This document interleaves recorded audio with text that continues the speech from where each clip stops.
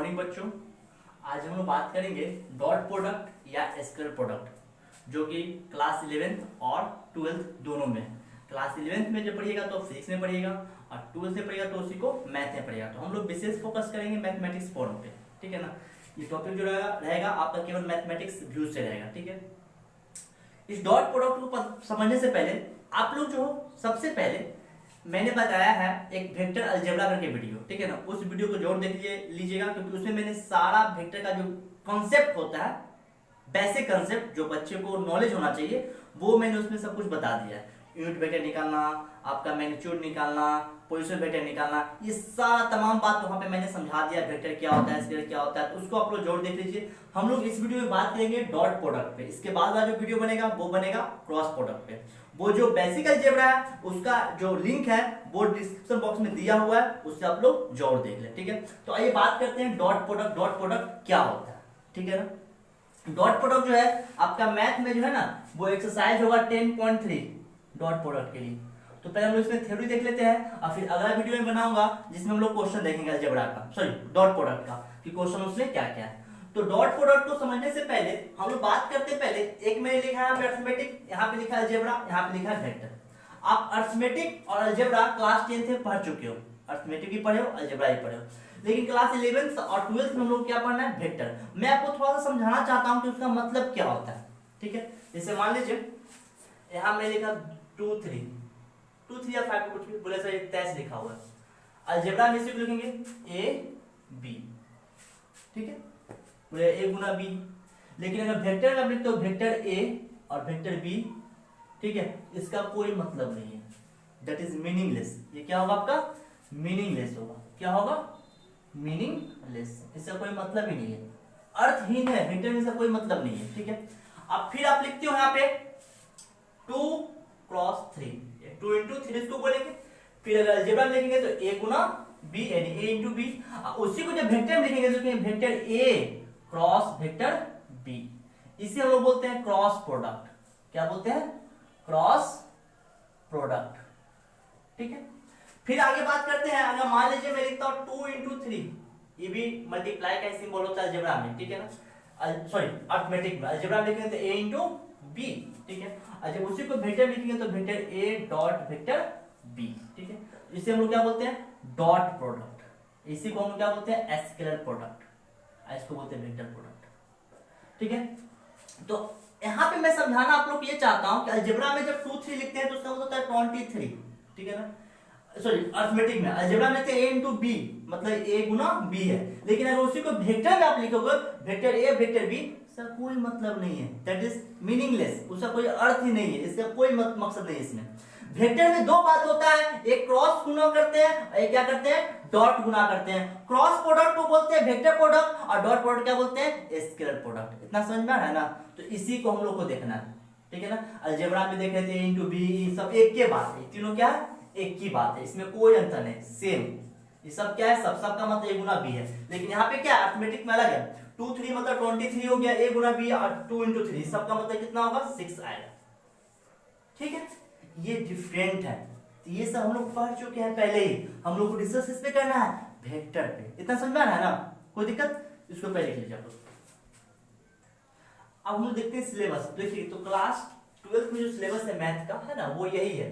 Define dot product of two vectors, find the angle between two vectors, find the condition that two vectors are perpendicular to each other, find the projection of one vector to another vector. ये चार क्या है, syllabus है आपका, इसी पे हम लोग बात करेंगे। तो पहले हम लोग बात करते हैं कि डिफाइन कैसे करेंगे, ठीक है ना। आप लोग डिफाइन पहले समझ चुके हो, लेकिन मैं थोड़ा सा यहाँ पे अलग तरीका से बताऊंगा आप लोग को डेफिनेशन इसका वेक्टर का।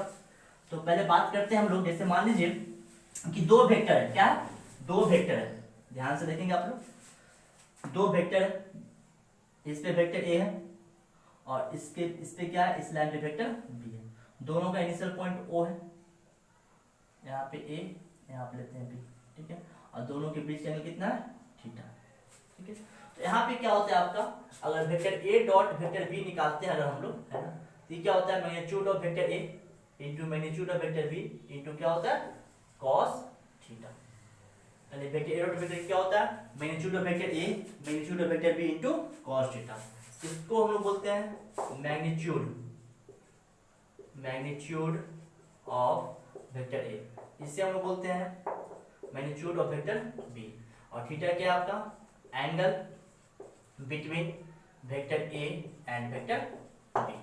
कोई दिक्कत? अब बोले सर डिफिनेशन कहाँ होगा? डिफिनेशन करने का मतलब ध्यान से सुनिएगा, यदि वेक्टर ए और वेक्टर बी, यदि लिख लेंगे आप लोग थोड़ा जल्दी में, यदि वेक्टर ए और वेक्टर बी कोई दो वेक्टर हो, कोई दो वेक्टर हो, तथा ये सिंबल देख रहे हो ना, पहले के यदि ए तथा बी कोई दो वेक्टर हो, वेक्टर हो गया, तथा ये दोनों एक सिंबल इसको लिखिएगा ऐसे ब्रैकेट में, एक सिंबल डॉट, ब्रैकेट में डॉट से जुड़ा हो तो vector A dot vector B को दो सदिश का डॉट प्रोडक्ट कहा जाता है। सिंपल। यदि वेक्टर ए और वेक्टर बी कोई दो सदिश है ना, तथा इस सिंबल को हम लोग क्या बोलते हैं? डॉट, है ना। तो vector A dot vector B को क्या बोलते हैं? दो सदिश वेक्टर ए और वेक्टर बी का डॉट प्रोडक्ट कहा जाता है। मैथ में ये डिफिनेशन चलेगा, ठीक है। तो डॉट प्रोडक्ट निकालना सिंपल से, मैंने क्या बताया? वेक्टर ए डॉट वेक्टर क्या होता है? Magnitude of A magnitude of B into cos theta. A क्या है? मॉड ए क्या है? Magnitude of A. Mod B क्या है? मैग्नीट्यूड ऑफ बी है। थीटा क्या है? ए और बी के बीच का कोण, ठीक है। जल्दी से सुनो कीजिए। अब निकालते हैं कि दो सदिश के बीच का एंगल कैसे निकालता है। देखिए, तो मैंने जस्ट बताया था, वी नो दैट, यहाँ पे लिखेंगे वी नो दैट कि vector A dot vector B जो होता है वो क्या होता है? Magnitude of vector A into magnitude of B into cos theta, यही ना एंगल है। cos थीटा का जब यहाँ से मान हम लोग निकालेंगे तो क्या होगा? ये बट्टा में आएगा ना जी। तो vector A dot vector B बटे magnitude of A into magnitude of B, ये निकल गया cos थीटा। बहुत करेंगे तो थीटा का मान निकालेंगे तो cos हो जाएगा, तो हो जाएगा cos inverse vector A dot vector B बटे magnitude of A into magnitude of B. जल्दी से नोट कीजिए, हो गया। तो क्या अब थोड़ा ध्यान दीजिए यहाँ पे, इसमें बता देता हूँ आप लोग को, है ना। अब कंडीशन फॉर परपेंडिकुलर था ना, तीसरा पॉइंट, कंडीशन फॉर परपेंडिकुलर। यहाँ पे कोई प्रूफ नहीं होगा, ठीक है ना। यहाँ पे मैं सिर्फ थ्योरी बता देता हूँ आप लोग को, और डायरेक्ट हम क्वेश्चन बनाएंगे। Condition for perpendicular, condition for perpendicular देखिए यहाँ पे वी नो दैट, मैंने क्या बताया आप लोग को कि vector A dot vector B क्या होता है? Magnitude of A magnitude of B into cos theta. Perpendicular मतलब कुछ कि वेक्टर ए और वेक्टर बी दोनों एक दूसरे पे क्या होगा? लंब होगा। मान लीजिए वेक्टर ए है और ये क्या है? वेक्टर बी है, तो दोनों एक दूसरे पे क्या होना चाहिए? परपेंडिकुलर। तो परपेंडिकुलर तो 90 डिग्री का एंगल बनेगा। तो यहाँ पुट कर देंगे, put theta equal to 90 degree, क्योंकि थीटा क्या है? ए और बी के बीच का एंगल है, ठीक है। यहाँ से फिर सॉल्व करेंगे, 90 डिग्री पुट करेंगे यहाँ पे, तो vector A dot vector B equal to magnitude of A magnitude of B into cos 90 degree, ठीक है। तो magnitude of A magnitude of B cos 90 का मान 0 0 से मल्टीप्लाई करके क्या हो जाएगा? 0, यानी vector A dot vector B equal to 0। यानी कहने का मतलब यह है कि अगर दो सदिश का या दो वेक्टर का अगर डॉट प्रोडक्ट या स्केलर प्रोडक्ट अगर 0 आ रहा है तो दोनों एक दूसरे पे क्या होगा? परपेंडिकुलर, यानी कि लंब होगा। अगर लंब होने के लिए आपसे बोला जाए कि प्रूफ कीजिए लंब है, तो आप दोनों का डॉट प्रोडक्ट निकाल दो। अगर 0 आ गया तो लंब है, नहीं है तो लंब नहीं है। जल्दी से सुनो कीजिए। अब हम बात करते हैं प्रोजेक्शन पे। अगर मान लीजिए एक वेक्टर का प्रोजेक्शन दूसरे वेक्टर पे निकालना तो कैसे निकाले? जैसे मान लीजिए कि vector A and vector B कोई दो वेक्टर है, कोई दो क्या है? वेक्टर है। तो हमको निकालना है, पहले हम निकालते हैं projection of vector A on vector B. मतलब वेक्टर ए का प्रक्षेप वेक्टर बी पे। तो प्रक्षेप मतलब प्रोजेक्शन को प्रक्षेप बोलते हैं। क्या बोलते हैं? प्रक्षेप, ठीक है। तो प्रक्षेप निकालने के लिए क्या करना है कि दोनों का डॉट प्रोडक्ट लिख दीजिए। किस पे निकालना? बी पे निकालना, तो उसके मैग्नीट्यूड से क्या कर दीजिए? भाग कर दीजिए, हो गया। उसी प्रकार अगर निकाला projection of vector be on vector A, मतलब बी का प्रक्षेप ए पे निकाला ना, तो दोनों का dot product vector B dot A, अब बटे में क्या होगा? Magnitude of vector A. अब बोले सर यहाँ ए डॉट बी और बी डॉट ए दोनों एक के बात होता है, तो वो बात बिल्कुल, बी डॉट ए चाहे ए डॉट बी दोनों क्या होता है? सेम चीज होता है। कैसे? तो यहाँ पे नोट था, देख लीजिए। देखिए थोड़ा सा नोट में, मान लीजिए vector A dot vector B निकालेंगे हम लोग, तो क्या लिखेंगे? Magnitude of A magnitude of B into cos theta. तो मैग्नीट्यूड ऑफ ए मान लीजिए ए आया, मैग्नीट्यूड ऑफ बी आया, इनटू क्या हो गया? cos theta. Equation first. फिर निकालते बी डॉट ए जब निकालेंगे हम लोग तो लिखेंगे इसको magnitude of B into magnitude of A into cos theta. तो बी ए cos थीटा, है ना। इसी को हम कहते हैं ए बी cos थीटा। ठीक है। अब देखिए क्योंकि ए बी चाहे बी एक के बात है ना, तो यहाँ पे अगर हम देखें तो ए डॉट बी का मैंने ए बी कॉस थीटा, अब बी डॉट ए बी क्या है ए बी कॉस थीटा। तो from equation first and second vector A dot vector B बराबर vector B dot vector A, कोई डिफरेंट नहीं है। लेकिन क्रॉस में डिफरेंट होता है, क्रॉस में ऐसा नहीं कि वेक्टर ए और क्रॉस वेक्टर बी बराबर वेक्टर बी क्रॉस वेक्टर, बिल्कुल गलत है, ये क्या है गलत है। ये हम लोग क्रॉस वाला में पढ़ेंगे, टेंशन नहीं है। अभी हम लोग डॉट वाला में बात करते हैं तो ए डॉट बी और बी डॉट ए दोनों क्या होता है बराबर होता है, लेकिन क्रॉस में दोनों बराबर नहीं होते क्योंकि वहां पे क्या होता है डायरेक्शन होता है, दिशा होता है, ठीक है। इसको नोट कीजिए जल्दी से। देखिए आगे हम लोग प्रूफ करते हैं आई डॉट जे बराबर जे डॉट के बराबर के डॉट आई बराबर क्या होता है जीरो होता है। इसको हम क्या करेंगे प्रूफ करेंगे। प्रूफ करने के लिए ध्यान दीजिए थोड़ा सा यहाँ पे, इस पे आई है, इस पे क्या है जे है, इस पे क्या है के। मैंने पहले आप लोग को बता रखा है कि एक्स अक्ष ये वाई एक्सिस और ये क्या होता है जेड एक्सिस। मैंने बताया था कि आई जे के तीनों क्या है यूनिट वेक्टर होता है ना, जो एक दूसरे पे क्या होता है लंब होता है। मतलब आई जे के बीच 90 डिग्री है कोण, के आई के बीच 90 डिग्री का कोण और जे के बीच भी 90 डिग्री का कोण होता है। तीनों के बीच कितना का कोण होता है 90 डिग्री का एंगल होता है, ठीक है ना। तो आई जे के बीच एंगल निकाल 90, जे डॉट के बीच 90, के डॉट आई के बीच में कितना होता है 90। तो तीनों दूसरे पे क्या होता है लंब होता है, ठीक है। तो चलिए आई डॉट जे निकालते हैं। आई डॉट जे तो magnitude of I magnitude of J into cos theta. तो आई डॉट जे तो आई जे क्या है यूनिट वेक्टर है, तीनों का परिमाण क्या होगा 1 होगा, इसका 1 इसका भी 1 और दोनों के बीच एंगल कितना होता है 90 डिग्री cos 90 डिग्री। तो 1 cos 90 0, ठीक है। 0 से मल्टीप्लाई करके क्या होगा 0। सिमिलरली लिख देंगे, सिमिलरली जे डॉट के बराबर 0 और के डॉट आई बराबर भी कितना होगा 0, ठीक है। अब फिर प्रूफ करते हैं हम लोग, एक और फॉर्मूला होता है proof that I dot I बराबर जे डॉट जे के डॉट के बराबर कितना होता है 1 होता है, कितना होता है 1। इसको प्रूफ करते चलिए। आई डॉट आई बोला ना, आई डॉट आई तो magnitude of I into cos कितना होगा 0 लिखिए, कॉस थीटा पहले लिखिए, कॉस थीटा लिखिए। जैसे देखिए यहाँ पे आई जे के बीच तो 90 डिग्री, लेकिन आई के बीच कितना डिग्री का एंगल होगा। बोले सर आई एक्स एक्सिस पे होता है और आई भी एक्स एक्सिस पे होगा, तो एंगल बना कहाँ, एंगल कितना होगा 0 डिग्री। फिर मैं बोलता हूँ जे और जे के बीच कितना एंगल होगा, तो जे तो वाई एक्सिस पे होगा, वो चाहे एक बोलो चाहे दो हो चाहे तीन हो चाहे जितना लीजिए आप, तो वो भी कितना होगा 0 डिग्री। के बीच एंगल कितना होगा 0 डिग्री। जैसे मान लीजिए ए है, इस पे क्या है वेक्टर ए है, फिर मैं बोलो एक और मैं वेक्टर ए लेता हूँ, तो दोनों के बीच एंगल कितना होगा बिल्कुल 0 डिग्री होगा।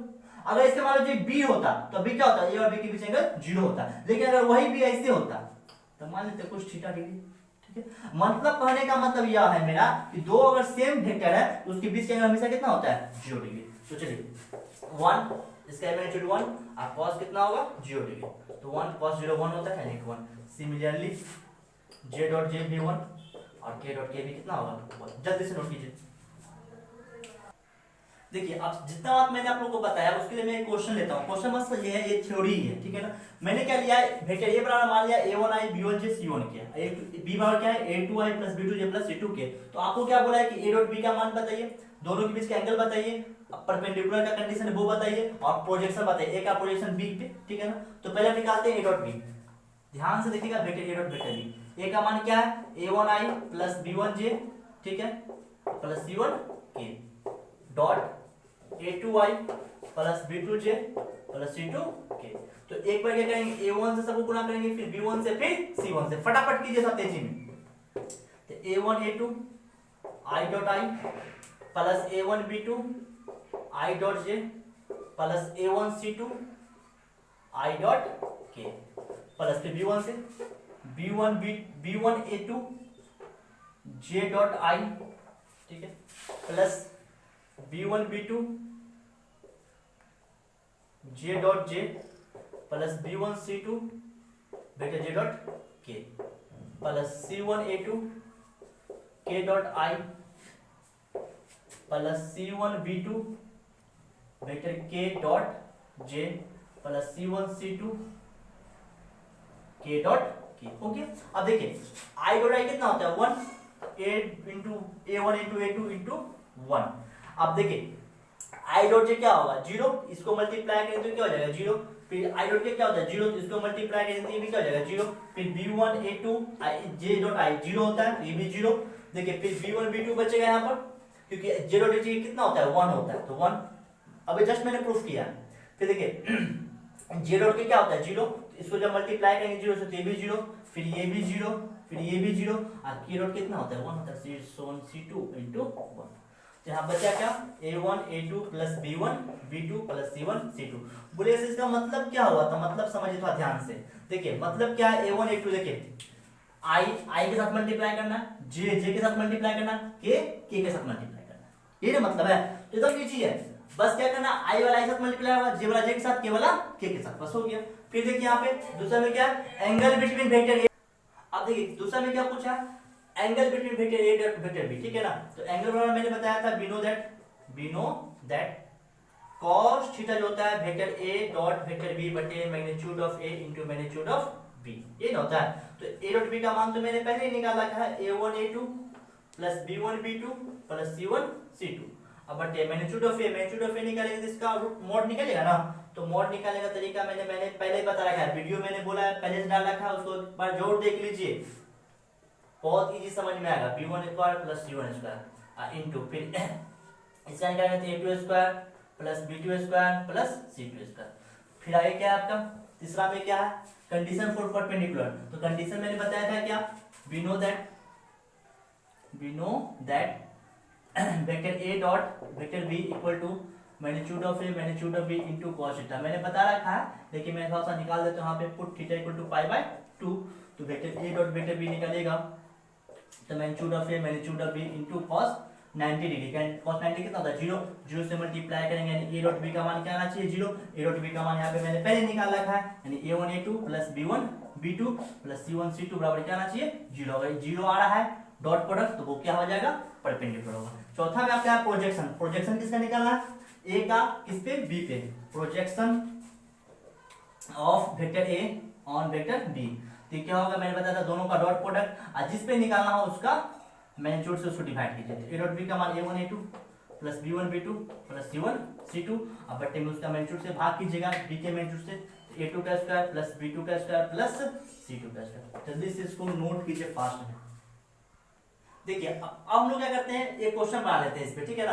मैंने मान लिया वेक्टर A वाला इतना और वेक्टर B वाला इतना, तो बोला A डॉट B बताइए, दोनों के बीच का एंगल बताइए, उसका प्रोजेक्शन बताइए, ठीक है। तो पहले देखिए वेक्टर A का वैल्यू दे रहा है आपको I minus 2J plus 3K, और वेक्टर B का वैल्यू दे रहा है 2I प्लस 3J, ठीक है, प्लस 4K। तो पहले निकालते हैं A डॉट B बोला है ना, A डॉट B A का value I minus 2J plus 3K dot 2I plus 3J plus 4K। अब देखिए I को I के साथ मल्टीप्लाई कीजिए तो 1 गुना 2 2 होगा, प्लस माइनस माइनस 2 दिया 6, प्लस प्लस प्लस 4 दिया 12, तो 12 तो 14, 14 में से कितना बचेगा हो गया। दूसरा में क्या पूछा आपसे एंगल, तो एंगल निकालने के लिए मैंने बताया था cos थीटा इक्वल टू यानी कीजिएगा we know that vector A dot vector B बट्टे में magnitude of vector A into magnitude of vector B। A dot B का मान 8 है, पहले निकाला है, मैग्नीट्यूड निकालेंगे रूट ओवर 1 का स्क्वायर 1 माइनस 2 का स्क्वायर 4 और 3 का स्क्वायर 9, फिर डॉट, फिर यहाँ पे 2 का स्क्वायर 4 3 का स्क्वायर 9 और फिर 4 का स्क्वायर 16। चलिए तो 8 बट्टे में 9 4 13 13 14 और डॉट रूट अंडर 25 9 29, गुना भाग आप लोग कर लीजिए, इसको मल्टीप्लाई कर लीजिए, ठीक है। अब प्रोजेक्शन भी निकालते हैं, तो प्रोजेक्शन मैंने यहाँ पे निकाला है A का प्रोजेक्शन B पे, A डॉट B का मान कितना है 8। अब मैंने क्या बोला था जिस पे पूछा जाए उसके मैग्नीट्यूड से भाग, किससे पूछा है B पे पूछा ना, तो B का मैग्नीट्यूड मैंने का रूट अंडर 29, ठीक। कोई दिक्कत समझ में आ गया। तो मैंने डॉट प्रोडक्ट का जितना कंसेप्ट था है ना मैथमेटिक्स फॉर्म्स के अनुसार है ना, वो मैंने सारा आप लोगों को बता दिया। अगला वीडियो जो मैं बनाऊंगा वो बनेगा एनसीईआरटी का जो बुक है सेकेंड बुक 10.3 10.3, उसका मैं सारा क्वेश्चन सॉल्व करके आपको लोग को बताऊंगा, ठीक है ना। आप लोग जो है इसको पहले अच्छा से समझ लीजिएगा है ना, जो क्वेश्चन बना बताया आप यहाँ पे कुछ दूसरा मान ले लीजिएगा, 1-2 क्वेश्चन खुद से सॉल्व कीजिएगा, ठीक है ना। फिर हम लोग बात करेंगे 8.3 पे, ठीक है। धन्यवाद।